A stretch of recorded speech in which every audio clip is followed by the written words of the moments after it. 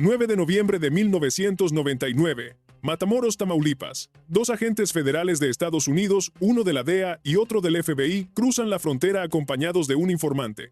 15 hombres armados rodean su vehículo en cuestión de segundos, sin salida por delante, sin salida por detrás.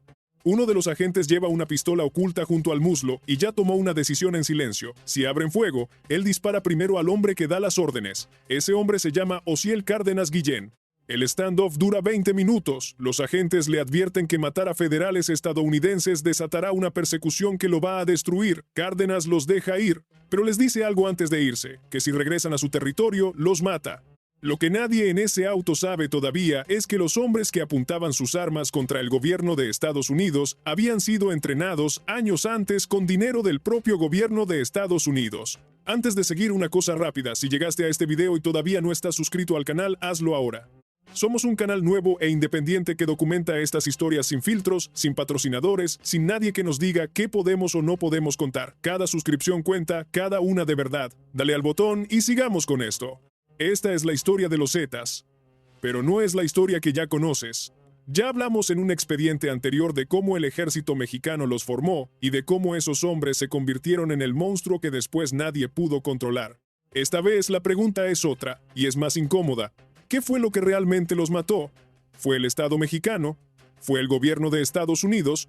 ¿O fueron ellos mismos, los propios fundadores, los que un día decidieron apuntarse las armas entre hermanos? Si todavía no estás suscrito, este es un buen momento para hacerlo, porque lo que vas a escuchar en los próximos minutos no lo vas a encontrar contado completo en ningún otro lado.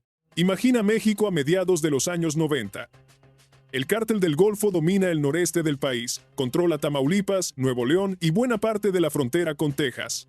Pero su líder de entonces, Juan García Ábrego, cae en 1996, extraditado a Estados Unidos. El cártel queda decapitado. Y ahí, en ese vacío de poder, aparece un hombre que nadie había visto venir: Osiel Cárdenas Guillén, un operador de nivel medio con ambición ilimitada y cero escrúpulos. Se necesitaba un ejército para sostener lo que venía. Cárdenas no tenía uno, pero sabía exactamente dónde conseguirlo. A unos kilómetros de ahí, en el Grupo Aeromóvil de Fuerzas Especiales, conocido como el GAFE, 30 soldados de élite del ejército mexicano habían sido entrenados por instructores estadounidenses e israelíes en tácticas de combate urbano, infiltración, explosivos y guerra irregular.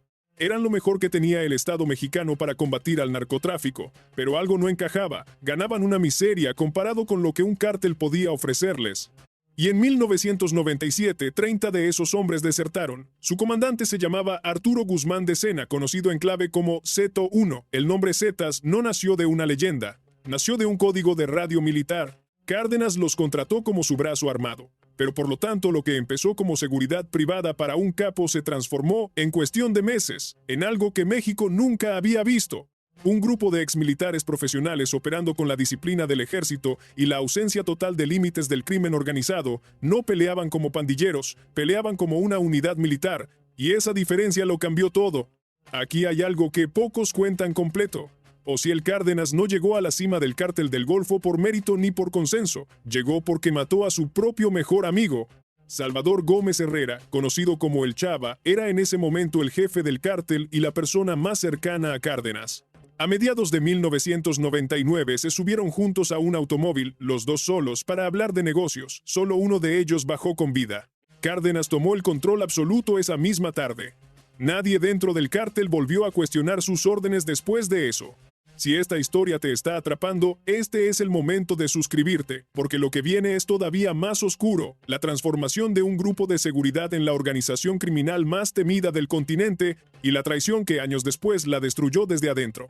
Arturo Guzmán de Sena, Z1, organiza al grupo original con una lógica casi corporativa: reclutamiento exclusivo de militares y expolicías con entrenamiento previo. Jerarquía estricta, cada miembro identificado por un número de clave. Reglas internas de castigo para quien hablara de más, para quien robara sin permiso, para quien fallara una orden directa. Eso era lo que los hacía diferentes a cualquier otra célula armada de un cártel en México hasta ese momento. En noviembre de 2002, Guzmán de Sena muere en un enfrentamiento con el ejército en Matamoros. El relevo lo toma Heriberto Lascano, Z3, otro desertor del GAFE, descrito en informes de inteligencia estadounidense como frío, metódico y obsesionado con el control absoluto del territorio. Bajo el mando de Cárdenas y la operación directa de Lascano, los Zetas dejaron de ser escoltas y empezaron a operar como ejército propio. Cobraban derecho de piso a comerciantes en todo el noreste del país. Controlaban rutas de tráfico de cocaína hacia Texas. Reclutaban a más exmilitares, policías y cada vez más a jóvenes sin entrenamiento alguno que entraban a un campo de exterminio llamado Los Zetas y rara vez salían. Documentos del Departamento de Justicia de Estados Unidos describen este periodo, entre 2000 y 2003, como el momento en que la organización pasó de ser un grupo de 15 hombres a contar con decenas de células operativas en al menos 6 estados del noreste mexicano. Pero el verdadero punto de quiebre todavía no había llegado. En marzo de 2003, Osiel Cárdenas Guillén es capturado en Matamoros tras un enfrentamiento armado con el ejército mexicano. Es extraditado a Estados Unidos en 2007 y sentenciado a 25 años de prisión. El hombre que fundó los Zetas desaparece de México durante casi 2 décadas. Y aquí está la primera gran ironía de esta historia. La organización que él creó no solo sobrevivió sin él, se volvió más grande, más violenta y más independiente de lo que él jamás imaginó. Por lo tanto, el verdadero poder ya no estaba en el Cártel del Golfo, estaba en sus propios soldados. Heriberto Lascano toma el control operativo de los Zetas.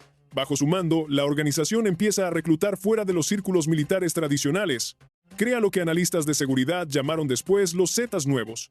Jóvenes civiles, muchos de ellos adolescentes, entrenados en campamentos clandestinos en Tamaulipas y Veracruz en el manejo de armas, explosivos improvisados y tácticas de sicariato. Un ejército que ya no necesitaba al ejército para reproducirse. Esto resolvía un problema estructural. El número de desertores militares disponibles era finito, pero la demanda de hombres armados para sostener el crecimiento territorial no dejaba de aumentar. El reclutamiento de los Zetas nuevos no funcionaba como el de cualquier pandilla callejera. Operaba con campamentos de entrenamiento en ranchos de Tamaulipas y Veracruz, donde instructores con experiencia militar enseñaban a adolescentes y jóvenes adultos manejo de armas largas, montaje de explosivos improvisados y protocolos de ejecución. Algunos llegaban por voluntad propia, atraídos por sueldos que ningún empleo legal en la región podía ofrecer. Otros, según testimonios recogidos en procesos judiciales posteriores, fueron reclutados bajo amenaza directa a sus familias. Una vez dentro, no había ruta de salida que no fuera la muerte o la cárcel. Documentos del Departamento de Justicia describen este modelo como una innovación criminal. Convertir el miedo y la necesidad económica en una cadena de producción de sicarios que no dependía ya de exsoldados profesionales, sino de jóvenes desechables y reemplazables. Y aquí está uno de los datos que menos se cuenta sobre los Zetas, la profundidad de su infiltración política. Informes de inteligencia y notas periodísticas de ese periodo documentan el caso de Tomás Yarrington, gobernador de Tamaulipas entre 1999 y 2004, acusado años después en cortes estadounidenses de recibir millones de dólares en sobornos de los Zetas y del Cártel del Golfo a cambio de protección política. Fue extraditado a Estados Unidos en 2017 y se declaró culpable de cargos de lavado de dinero en 2021. Un gobernador electo, no un policía de barrio, operando como socio de la organización que el propio Estado había entrenado. A nivel municipal, el patrón se repitió en decenas de alcaldías del noreste mexicano. Policías municipales completas absorbidas como brazo operativo, como ocurrió de forma documentada la noche de la masacre de Allende, donde 4 patrullas acompañaron a los convoyes armados en lugar de detenerlos. Entre 2006 y 2007, los Zetas extienden su presencia hacia el sur del país y hacia Centroamérica, estableciendo rutas de tráfico de cocaína que conectan con organizaciones criminales en Guatemala. Según informes de inteligencia citados por analistas de seguridad regional, llegaron a operar de forma directa o a través de alianzas locales en al menos 11 estados mexicanos, además de presencia documentada en territorio guatemalteco. Esto ya no era un brazo armado de nadie. Era un proyecto de expansión territorial con lógica propia. La ruptura formal con el Cártel del Golfo llega en 2010, después de años de tensión por el reparto del territorio y del control de las rutas de tráfico. Lo que antes era un brazo armado se convierte en un cártel independiente. Este era el momento en que los Zetas dejaron de ser un ejército al servicio de otros y se convirtieron en un estado paralelo. Si quieres entender hasta dónde llegó ese poder paralelo, suscríbete y quédate, porque lo que viene es uno de los episodios más brutales y menos contados de toda la historia del narcotráfico mexicano. Viernes 18 de marzo de 2011, Allende, Coahuila. Un pueblo tranquilo de 22,000 habitantes, a 40 minutos en auto de la frontera con Texas. Una maestra llamada Etelvina Rodríguez cena con su familia en un restaurante del centro cuando entran 2 jóvenes que no son de ahí. Algo en su forma de moverse, de mirar, de pedir comida sin decir una palabra más, la hace levantarse de inmediato y sacar a sus hijos de ahí. Esa misma noche, 42 camionetas con hombres armados recorren las calles de Allende acompañadas por 4 patrullas de la policía municipal. Durante 72 horas, los Zetas secuestran, matan y desaparecen a más de 300 personas, demuelen 40 viviendas, incineran cuerpos en tambores de metal. Cuando terminan, casi todo Allende está en ruinas y durante casi 2 años el gobierno mexicano oculta lo ocurrido. ¿Por qué Allende? Porque según investigaciones periodísticas y judiciales posteriores, un integrante de los Zetas filtró información a la DEA sobre rutas de tráfico y la organización interpretó que la comunidad entera había colaborado o sabía y guardó silencio. La represalia no buscó castigar a un traidor, buscó borrar a un pueblo. La policía municipal no detuvo nada, la acompañó. Y Allende no fue un caso aislado. Apenas un año antes, en agosto de 2010, 72 migrantes centroamericanos y sudamericanos fueron encontrados ejecutados en un rancho de San Fernando, Tamaulipas, a manos de un grupo identificado por las autoridades como los Zetas. Habían sido secuestrados de autobuses de pasajeros porque se negaron a trabajar para la organización o porque no pudieron pagar el rescate que les exigían por dejarlos cruzar el territorio. Un sobreviviente herido de bala caminó kilómetros hasta un retén militar para dar la alerta. Meses después, en abril de 2011, en ese mismo municipio de San Fernando, autoridades mexicanas localizaron fosas clandestinas con los restos de más de 193 personas más. Esto no era ya control territorial. Era una maquinaria de desaparición operando a plena luz del día. Si este nivel de detalle te está dejando sin palabras, este es justo el tipo de historia que este canal existe para contar completa. Suscríbete, porque lo que sigue es la parte que la mayoría de los documentales sobre los Zetas evita, cómo el monstruo que ellos crearon terminó comiéndose a sí mismo. Porque mientras los Zetas sembraban terror desde Tamaulipas hasta Guatemala, dentro de la organización ya se gestaba la fractura que los iba a destruir. Heriberto Lascano murió en un enfrentamiento con la Marina Mexicana en octubre de 2012 en Progreso, Coahuila. Su cuerpo fue robado de una funeraria esa misma noche antes de que las autoridades pudieran confirmar oficialmente su identidad. Nadie supo nunca con certeza total qué pasó con sus restos. Con Lascano fuera del tablero, el poder quedó en manos de 2 hombres que hasta entonces habían sido aliados inseparables, Miguel Ángel Treviño Morales, conocido como Z40, y su hermano Omar Treviño Morales, Z42. Miguel Ángel Treviño era considerado, incluso dentro de una organización fundada sobre la violencia, el hombre más temido de los Zetas. Se le atribuyen, según expedientes judiciales y reportes de inteligencia estadounidense, métodos de tortura y ejecución diseñados deliberadamente para generar terror público, no solo para eliminar enemigos. Pero ese mismo método que lo hizo temido también lo hizo vulnerable, porque empezó a generar fracturas internas entre los mandos regionales que consideraban que su forma de operar estaba atrayendo demasiada atención del Estado mexicano y del gobierno de Estados Unidos. En julio de 2013, Miguel Ángel Treviño es capturado por la Marina Mexicana cerca de Nuevo Laredo, sin disparar un solo tiro. Su hermano Omar asume el control total de la organización. Pero por lo tanto, lo que debía ser una transición de poder se convirtió en el inicio del colapso, porque dentro de los Zetas ya existían mandos regionales con ejércitos propios, dinero propio y ambiciones propias. La estructura que un día funcionó como unidad militar empezó a fragmentarse en facciones que competían entre sí por territorio, por rutas y por el control de negocios que ya no se limitaban al narcotráfico.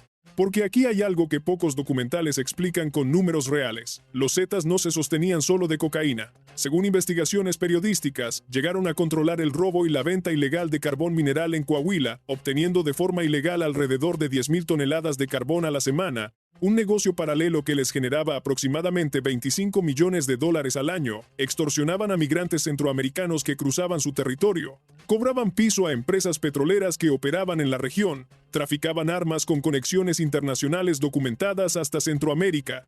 Se habían convertido, en palabras de varios analistas de seguridad, en la primera organización criminal mexicana verdaderamente transnacional y diversificada. Pero todo ese imperio dependía de una sola cosa que ya se estaba rompiendo: la lealtad entre sus propios mandos. El Estado mexicano, mientras tanto, había construido toda una estrategia de seguridad alrededor de descabezar a los Zetas captura por captura.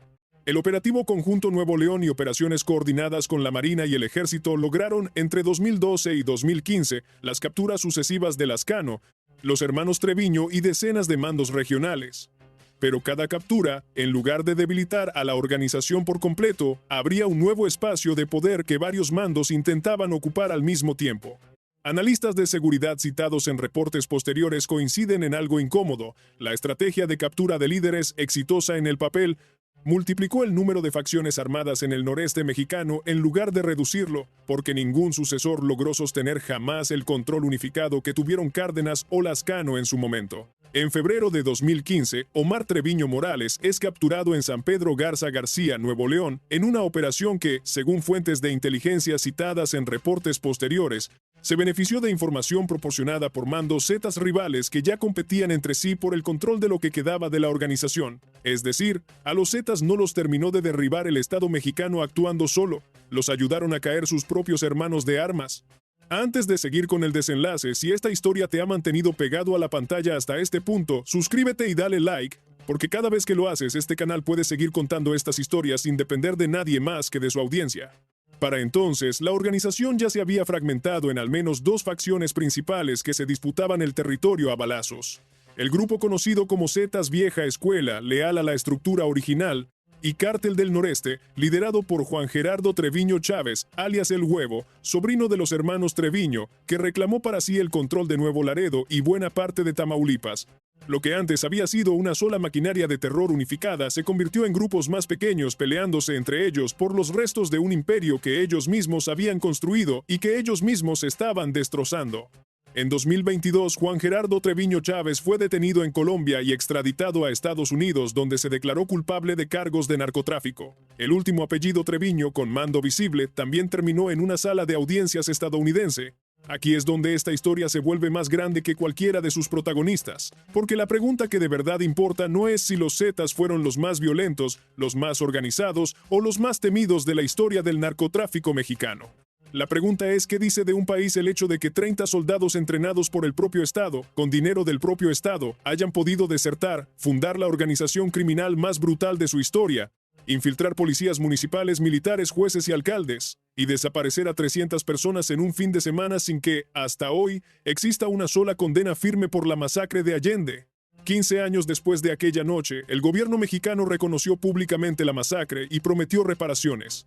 A principios de 2026, la Comisión Nacional de los Derechos Humanos cerró formalmente el seguimiento del caso, declarando que la Fiscalía ya había cumplido con sus obligaciones. Las familias de las víctimas dijeron que eso era mentira. Esa, en el fondo, es la herencia real de los Zetas. No solo los cuerpos, sino la demostración de que en México un grupo armado puede nacer del propio Estado, combatirlo con sus propias herramientas, y después desaparecer sin que nadie responda del todo por lo que hizo. La impunidad, en este caso, no fue un accidente. Fue parte del diseño que permitió que todo esto durara 15 años. Miguel Ángel Treviño, Z40, cumple condena en una prisión federal de Estados Unidos. Su hermano Omar Treviño está preso en México. Osiel Cárdenas Guillén, el hombre que empezó todo esto matando a su mejor amigo, cumplió su condena en territorio estadounidense y regresó a México en diciembre de 2024. El cártel que él mismo fundó, con la sangre de su mejor amigo como primer pago de entrada, ya no existe como organización unificada. Sus territorios fueron absorbidos, peleados y repartidos entre facciones más pequeñas y otros grupos criminales. Pero el nombre Z sigue apareciendo pintado en las paredes de Nuevo Laredo, como un eco de algo que ya no controla nada, pero que todavía nadie ha terminado de borrar del todo. Hay un detalle sobre el entrenamiento original de los Zetas que pocas veces se cuenta con precisión. El Grupo Aeromóvil de Fuerzas Especiales no era una unidad cualquiera dentro del ejército mexicano. Fue creada en 1990 para operaciones de contrainsurgencia y combate al narcotráfico, y sus integrantes recibieron instrucción en Estados Unidos a través de programas de cooperación militar, además de entrenamiento adicional vinculado a instructores con experiencia en tácticas de combate urbano de origen israelí y, según algunos informes de seguridad, también con exintegrantes de los Caiviles, la Fuerza Especial Guatemalteca señalada por crímenes durante la guerra civil de ese país. Eso significa que los hombres que desertaron en 1997 no llevaban solo armas. Llevaban una doctrina de guerra irregular diseñada para enemigos mucho más grandes que un cártel rival. Por eso, cuando empezaron a operar para Osiel Cárdenas, no se comportaban como sicarios comunes. Establecían perímetros de seguridad, usaban radios cifrados, planeaban rutas de escape antes de cada operación y entrenaban a los reclutas nuevos con manuales de combate prácticamente idénticos a los que habían usado como soldados del Estado mexicano. La caída de Osiel Cárdenas Guillén en marzo de 2003 no fue un golpe de suerte. Según reportes de inteligencia de ese periodo, el ejército mexicano había seguido durante semanas movimientos de comunicación y logística vinculados a propiedades de Cárdenas en Matamoros. El operativo final terminó en un enfrentamiento armado dentro de la ciudad con varios escoltas heridos y detenidos junto a él. Las autoridades mexicanas incautaron en los meses siguientes propiedades, vehículos blindados y cuentas vinculadas a su red de lavado de dinero que operaba a través de negocios aparentemente legales en el noreste del país, entre ellos centros nocturnos y empresas de transporte usadas para mover efectivo sin levantar sospechas. Cárdenas cayó, pero el sistema financiero que había construido para mover el dinero de la organización siguió funcionando durante años después de su arresto. Mientras tanto, en el terreno, los Zetas se enfrentaban a un enemigo que no era el ejército ni la DEA, sino otro cártel mexicano, el Cártel de Sinaloa. Entre 2010 y 2012, la disputa por el control de rutas de tráfico hacia el norte y por el dominio de Coahuila y Nuevo León derivó en una guerra abierta entre ambas organizaciones, una de las más sangrientas de la década dentro del crimen organizado mexicano. Ciudades como Torreón, Saltillo y Monterrey registraron en esos años incrementos drásticos en homicidios vinculados a enfrentamientos entre ambos grupos, según datos recopilados por organizaciones de derechos humanos y medios de investigación. Esta guerra, más que cualquier operativo del gobierno, desgastó los recursos humanos y económicos de los Zetas en un momento en que la organización ya enfrentaba presión desde dentro. Hay un episodio dentro de la vida de Heriberto Lascano que rara vez se documenta junto al resto de su historia criminal. Antes de morir, Lascano financió, según reportes periodísticos mexicanos, la construcción de un templo religioso en un poblado de Hidalgo, conocido localmente como el Santuario de Cristo Rey, una obra de notables dimensiones erigida con recursos que las investigaciones posteriores vincularon a la organización. El hombre que ordenó algunas de las masacres más documentadas del narcotráfico mexicano financiaba, en paralelo, un espacio religioso en la región donde había crecido. No existe una explicación oficial ni confirmada sobre sus motivaciones reales para esa obra, y este canal no especula sobre ellas más allá de lo que el registro público permite afirmar. El templo existe. Su financiamiento ha sido vinculado a Lascano en reportes periodísticos, y la relación entre ambos hechos sigue sin una explicación documentada con certeza total. Después de la captura de Miguel Ángel Treviño en julio de 2013, el proceso legal en su contra se extendió durante años. Permaneció preso en México mientras Estados Unidos tramitaba su extradición, un proceso que se prolongó por más de un lustro debido a la complejidad de los cargos y los procesos judiciales paralelos en ambos países. Finalmente fue trasladado a territorio estadounidense, donde enfrentó cargos federales por narcotráfico y lavado de dinero ante una corte de ese país. Según registros judiciales, el hombre que una vez negoció cara a cara con los mandos de su propia organización ahora enfrentaba a fiscales estadounidenses que llevaban años armando el expediente en su contra. Para entender la magnitud real de lo que los Zetas dejaron en el noreste mexicano, hay que salir del caso de Allende y mirar el panorama completo. Organizaciones de derechos humanos y comisiones de búsqueda de personas desaparecidas en México han documentado decenas de miles de casos de personas no localizadas en el país desde el inicio de la llamada Guerra contra el Pontro. Narcotráfico, una cifra que organismos como la Comisión Nacional de Búsqueda han reconocido públicamente como subestimada por la dificultad para documentar fosas clandestinas en zonas controladas históricamente por grupos armados como los Zetas. Tamaulipas, Coahuila y Veracruz, los tres estados donde la organización tuvo mayor presencia territorial, figuran de forma recurrente entre las entidades con más fosas clandestinas localizadas en el país. Esto no es un dato lateral de la historia de los Zetas. Es el mapa de su legado más directo. La fragmentación final de la organización no ocurrió de un día para otro. Entre 2015 y 2018, mientras los hermanos Treviño y Lascano ya estaban fuera del tablero, mandos de segundo y tercer nivel que controlaban plazas específicas comenzaron a operar de forma cada vez más autónoma, cobrando piso, extorsionando comercios y disputándose rutas sin coordinación central. Algunos de esos mandos terminaron absorbidos por el naciente cártel del noreste de Juan Gerardo Treviño Chávez. Otros simplemente desaparecieron del radar de inteligencia, posiblemente asesinados por rivales internos, posiblemente detenidos en operativos menores que nunca alcanzaron cobertura mediática nacional. No hay un registro completo de cuántos de esos mandos medios siguen operando hoy bajo otros nombres, en otras estructuras, repitiendo el mismo manual que aprendieron dentro de los Zetas. Hay un caso dentro de esta historia que conecta directamente a la familia Treviño con algo que parece sacado de otra película, Las carreras de caballos.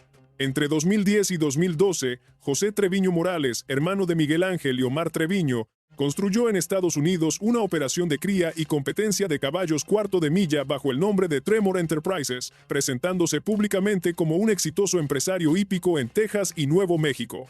Según una investigación conjunta del Servicio de Impuestos Internos y agencias federales estadounidenses, esa operación servía en realidad para lavar millones de dólares en efectivo provenientes de los Zetas, comprando caballos de competencia a precios inflados en subastas públicas y registrando las ganancias de las carreras como ingresos legítimos.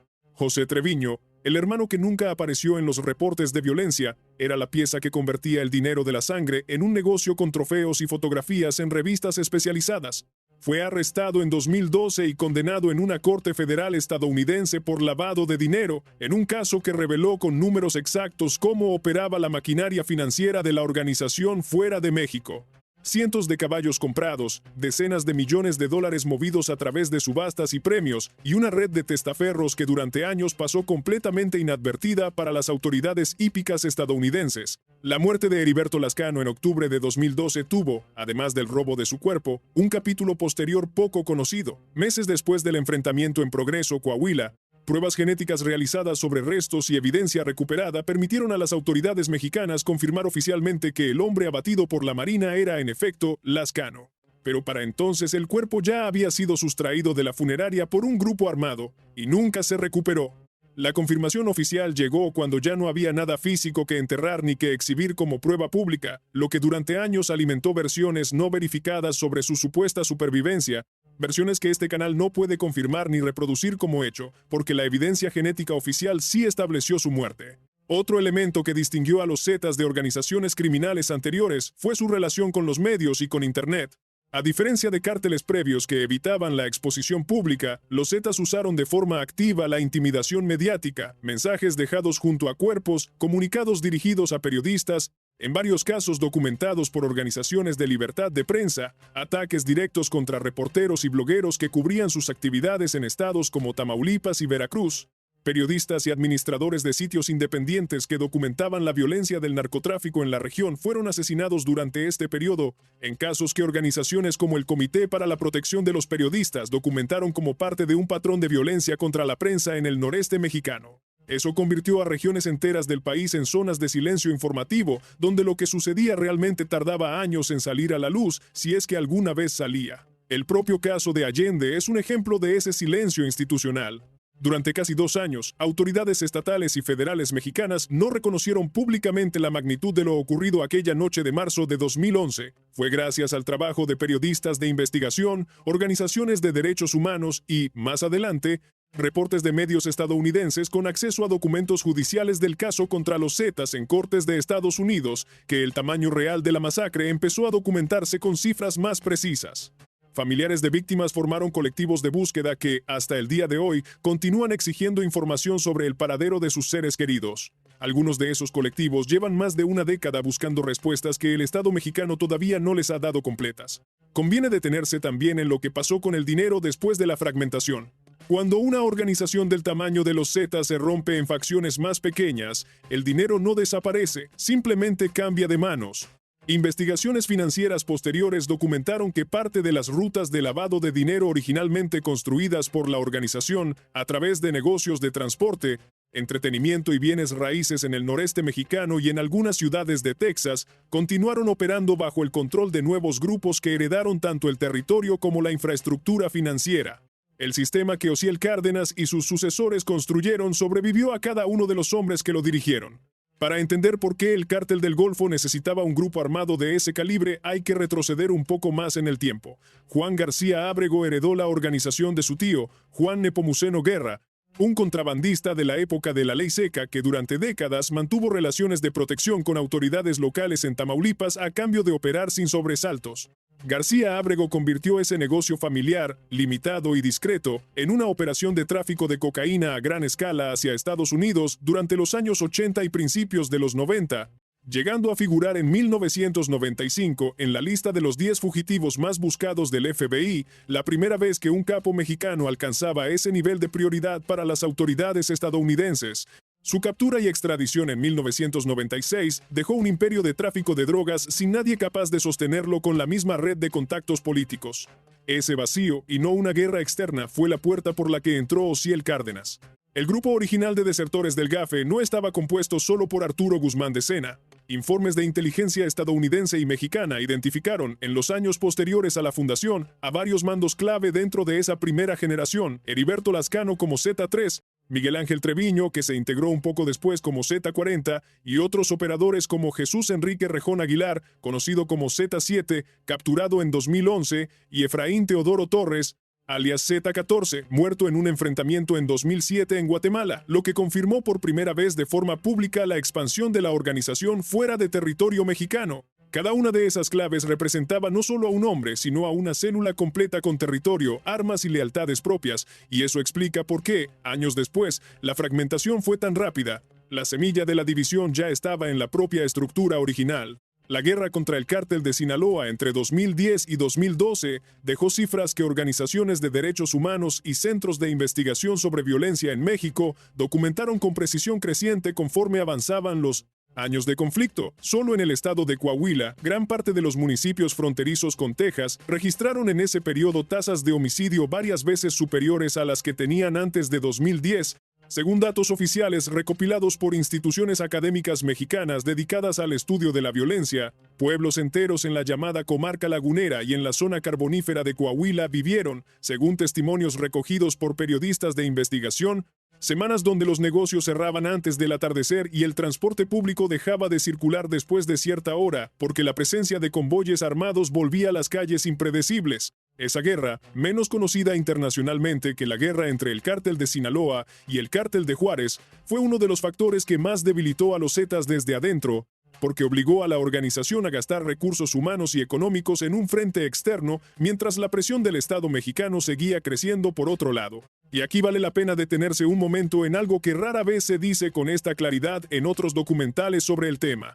Los Zetas no fueron derrotados por una estrategia de seguridad superior ni por un cambio de gobierno. Fueron derrotados por la combinación de tres fuerzas que actuaron casi al mismo tiempo sin coordinarse entre sí: la presión militar y judicial del Estado mexicano y de Estados Unidos, que fue capturando a sus mandos uno por uno durante más de una década. El desgaste económico y humano de una guerra territorial contra el cártel de Sinaloa que nunca terminó de forma clara. Y sobre todo, la incapacidad de cualquier sucesor de sostener la misma disciplina vertical que Arturo Guzmán de Sena diseñó en 1999. Cuando esa disciplina se rompió, no quedó nada que pudiera sostener a la organización unida, ni el miedo, ni el dinero, ni el territorio.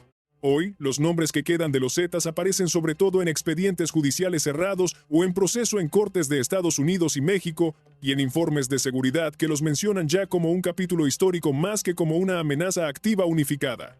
Grupos como el Cártel del Noreste, que heredó parte de su territorio y parte de su manual operativo, siguen documentados en reportes de seguridad recientes operando en Nuevo Laredo y zonas fronterizas de Tamaulipas, aunque sin el alcance nacional ni la estructura corporativa que tuvo la organización original entre 2000 y 2012.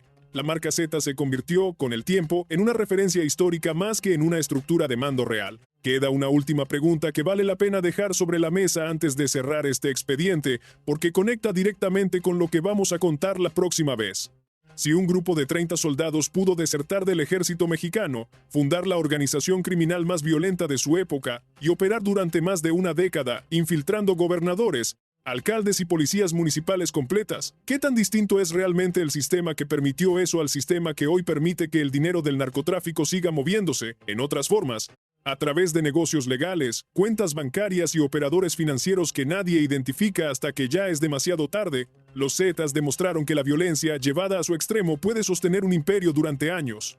Pero también demostraron que ningún imperio construido sobre el miedo entre sus propios hombres logra sobrevivir a la primera grieta de lealtad. Antes de cerrar, vale la pena un último dato que conecta a los Zetas con un mecanismo legal que rara vez se explica fuera de los círculos especializados en seguridad. En 2009, el Departamento del Tesoro de Estados Unidos designó formalmente a la organización bajo la ley Kingpin, una herramienta legal diseñada para congelar activos y bloquear transacciones financieras de organizaciones criminales extranjeras dentro del sistema bancario estadounidense.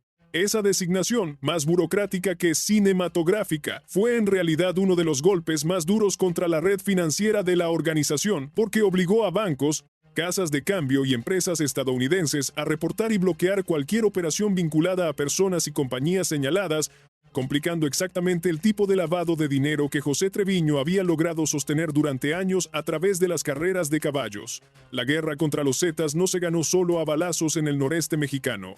También se peleó de forma mucho más silenciosa en oficinas de cumplimiento bancario y en expedientes financieros que tardaron años en armarse. Esa misma lógica de cumplimiento financiero terminó alcanzando, años después, al propio sistema bancario mexicano. Investigaciones periodísticas y procesos administrativos posteriores señalaron a instituciones financieras que operaron en el noreste del país por fallas en sus controles contra el lavado de dinero durante los años de mayor actividad de los Zetas, lo que llevó a sanciones regulatorias y al fortalecimiento de las normas de identificación de clientes en la banca mexicana. No fue solo un cártel el que tuvo que aprender a operar de otra forma después de esta historia. También lo hizo, a la fuerza, el sistema financiero que durante años miró hacia otro lado. Y esto nos lleva al expediente que viene. Porque mientras los Zetas se desmoronaban desde adentro, en el otro extremo del país, otro cártel aprendía exactamente la lección contraria, que la lealtad, cuando se sostiene con el miedo correcto, puede durar generaciones. En el próximo expediente vamos a entrar en la historia de un operador financiero que, durante años, movió el dinero de uno de los cárteles más poderosos de México sin que nadie supiera su nombre. Hasta que un solo error de contabilidad de los que nadie revisa dos veces lo expuso todo frente a un tribunal que ya lo esperaba. Si esta historia te dejó pensando, ya sabes lo que sigue. Dale like, comparte este video con alguien que también necesite entender esto y suscríbete para no perderte el próximo expediente. Nos vemos en el siguiente expediente.